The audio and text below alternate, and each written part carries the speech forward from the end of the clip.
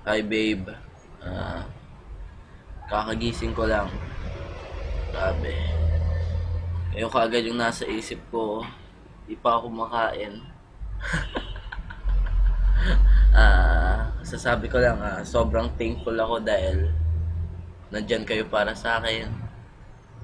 Kung may problema, chini-cheer up nyo ako. Grabe. Kayo na.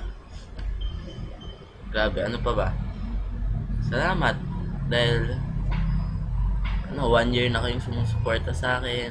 Ah, Pasensya na kung minsan di ko kayo napapansin. Siyempre, medyo minsan busy. Minsan naman, pag tinatry ko naman pamansin, sobrang flood naman.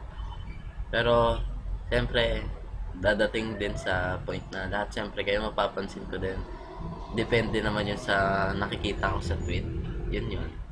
Ah, ano pa ba? Thank you sa lahat ng admins ko sa Owinatics. Mamaya, tweet ko kayo. Mamaya baka mag-OE chat ako. OE chat. Kasi, siyempre, gusto ko naman bumawi sa inyo. At, pa-follow back ako. Okay ba yon? Bawi ko na sa inyo yun.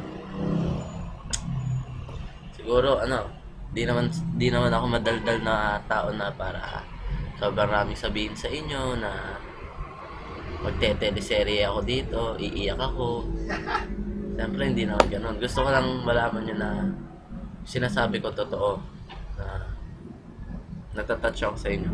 At sobrang thankful talaga ako dahil sa inyo. Yun. God bless Owen at lahat ng members dyan. Mahal na mahal ko kayo. At sana huwag kayong magbago. Sana supportahan nyo pa rin ako hanggang dulo. At hindi ako mag-girlfriend para sa inyo. Alam nyo yun. Minsan nga, nasa isip ko kung mag-girlfriend ako. Pero parang nasa isip ko parang ano ba mangyayari pag may girlfriend ako? Wala din naman. Sa pagtanda ko, pwede din naman ako makaranas ng girlfriend. Kaya, kayo na lang muna yung iniintindi ko. Kasi pag may girlfriend ako, siyempre, mahahati yung time. Kung kalahating time nasa kanya, yung kalahating time nasa inyo. Pero siyempre, gusto ko full blast. Lahat nasa inyo.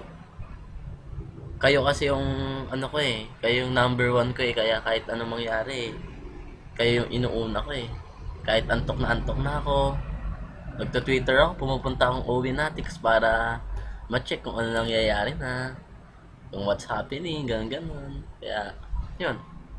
Siguro, yung speech ko hanggang dito na lang. Tapos mamaya, chat-chat na lang tayo.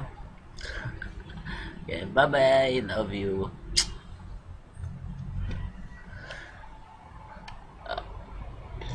Uh,